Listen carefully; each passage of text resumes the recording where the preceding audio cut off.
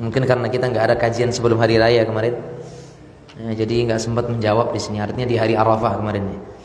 Assalamualaikum, izin bertanya, salah satu waktu mustajabnya doa ialah ketika hari Arafah. Apakah itu berlaku untuk orang yang sedang berhaji saja, atau yang tidak berhaji boleh memperbanyak doa pada hari Arafah tersebut dengan zona waktu Indonesia? Baik. Nabi kita mengatakan khairud du'ai du'a'u yaumi Arafah. Sebaik-baik doa adalah doa di hari Arafah. Di hari Arafah, bukan di Arafah, tapi di hari Arafah. Dan di sini urf yang ditunjukkan oleh Nabi SAW atau pengenalan yang disebutkan Nabi adalah hari, bukan tempat. Kalau Nabi mengatakan khairud du'ai fi Arafah, sebaik-baik doa itu di Arafah, berarti di sana. Tapi sekarang disebutkan adalah hari. Sebaik-baik doa adalah di hari Arafah. Maka di hari Arafah adalah hari 9 Dzulhijjah. Sehingga itu berlaku bagi semua orang, baik yang di sana berhaji dan tidak berhaji, dan juga yang ada di negeri luar Mekah dan Madinah, yang berada di luar Mekah atau yang di luar Arafah. Sehingga ini umum semua manusia, baik yang di Mekah, Madinah, Syam, Yaman, Indonesia, Malaysia, Brunei, Filipina, Singapura dan seterusnya. Semua sama. Sebaik-baik doa adalah doa di hari Arafah. Wallahu taala a'lam bissawab. Nah. Assalamualaikum Ustaz, izin bertanya. Saya seorang guru TPQ. Dulu saya pernah berkeinginan kalau gajian dari lembaga ingin saya gunakan untuk kepentingan beramal. Qadarullah bulan ini kami ada ujian sehingga harus berhutang. Apakah boleh kami memakai uang gajian tersebut untuk membayar hutang?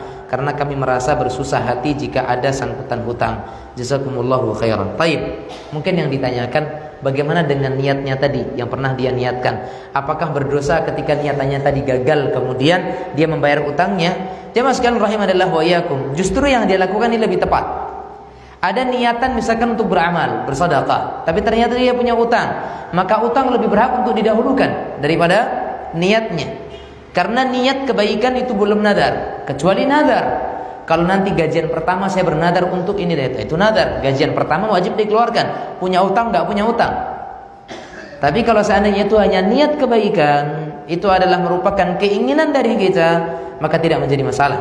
Sebagaimana Nabi kita mengatakan, man hamma bihasanah, siapa yang memiliki himmah keinginan untuk melakukan kebaikan, falahu bihi hasanah, maka dia mendapatkan satu nilai kebaikan dengan niatnya. Wa in amilaha, kalau seandainya dia mengamalkannya, falahu bihi asru hasanat, kalau seandainya dia mengamalkannya maka nilainya adalah 10. Ya kan? Ini yang disebutkan Nabi yang mulia alaihi salatu wasallam fi ma'na. Ya kan?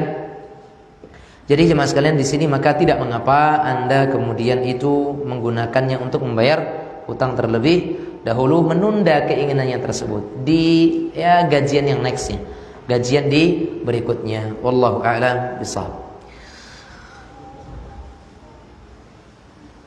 Masih waktu?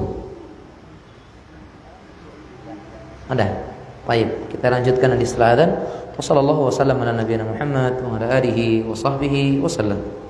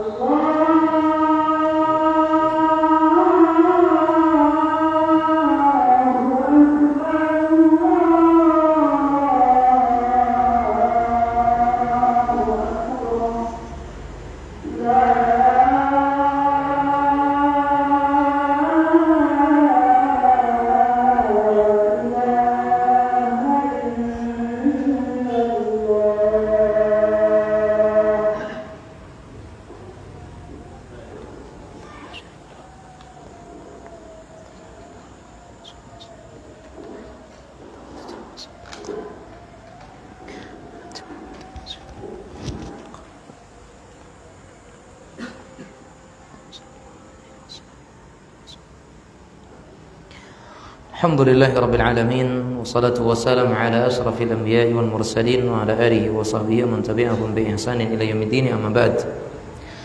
Kemudian pertanyaan yang ketiga. Bismillah, izin bertanya Ustaz.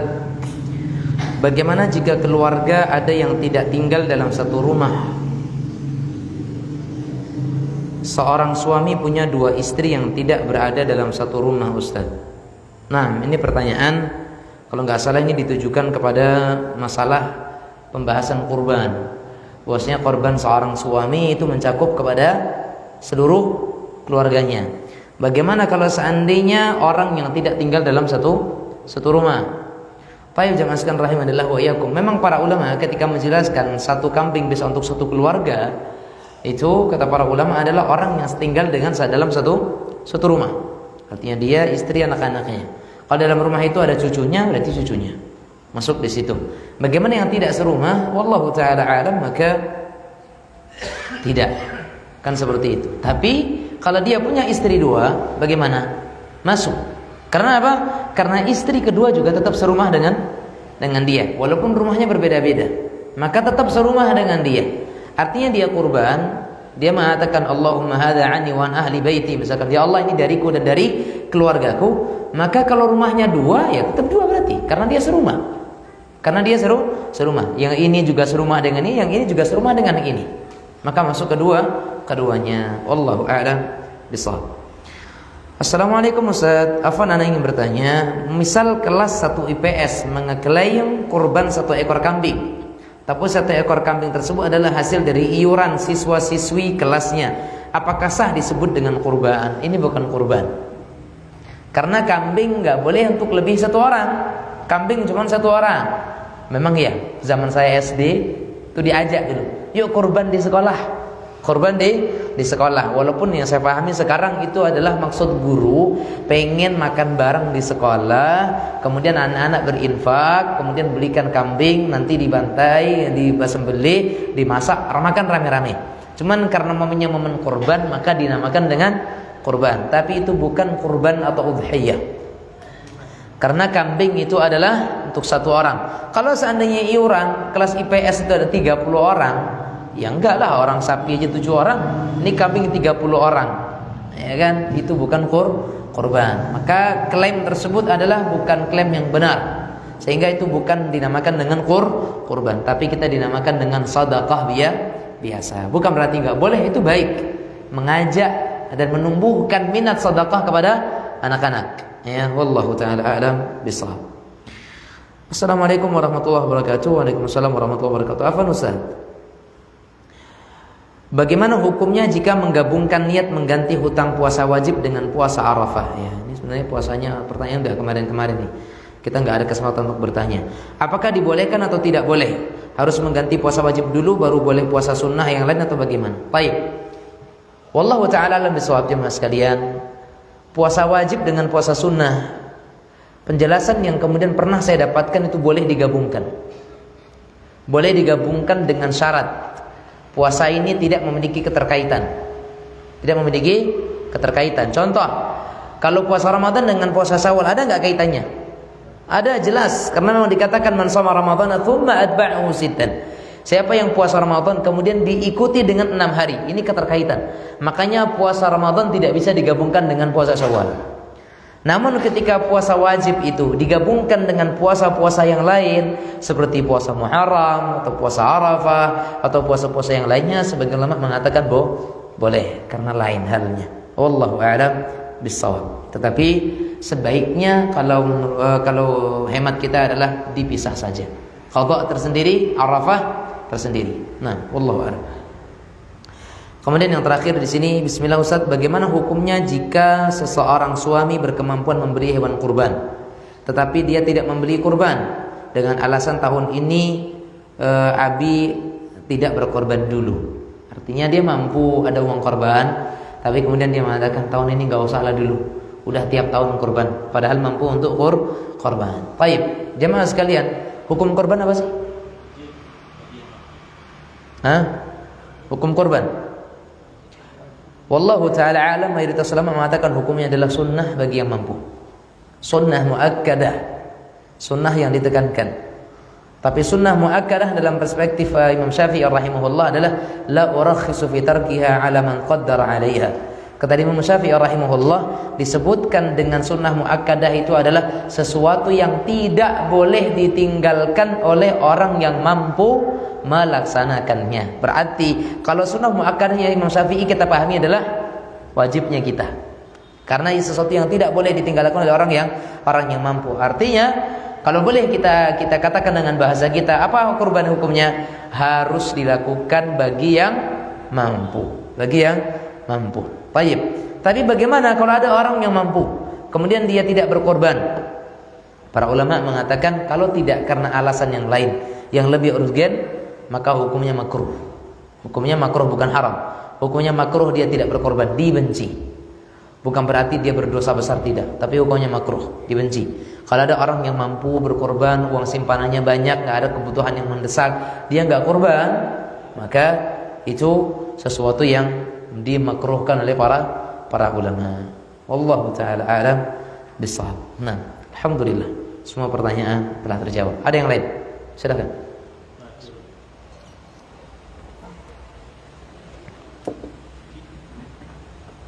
So, cek bau katanya. Biasa 3 kan.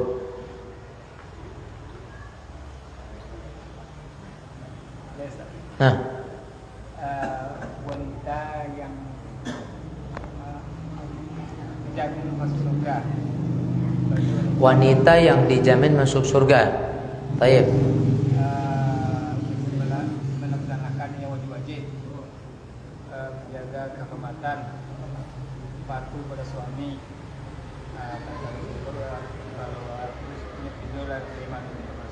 Bagaimana wanita itu kalau tidak ada suami itu berbakti pada suami?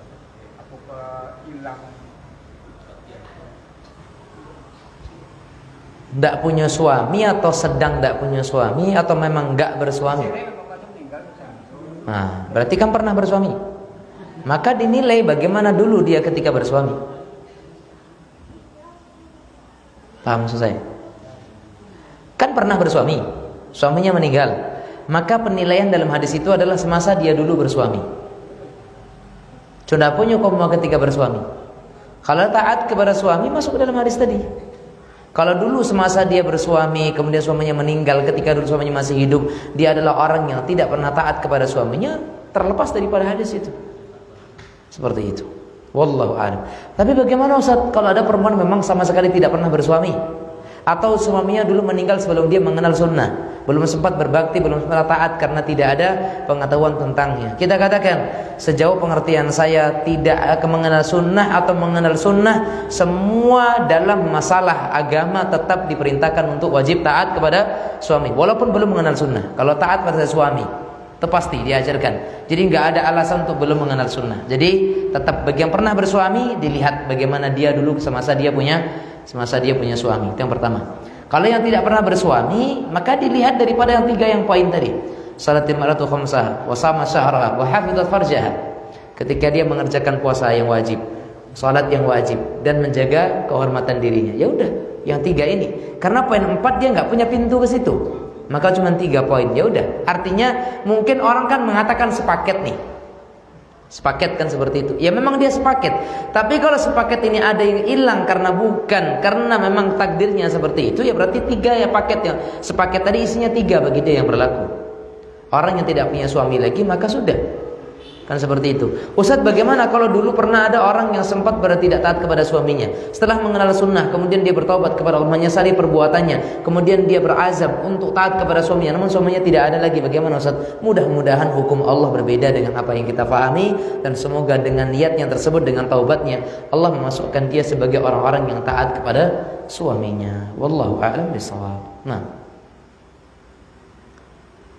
silakan yang lain.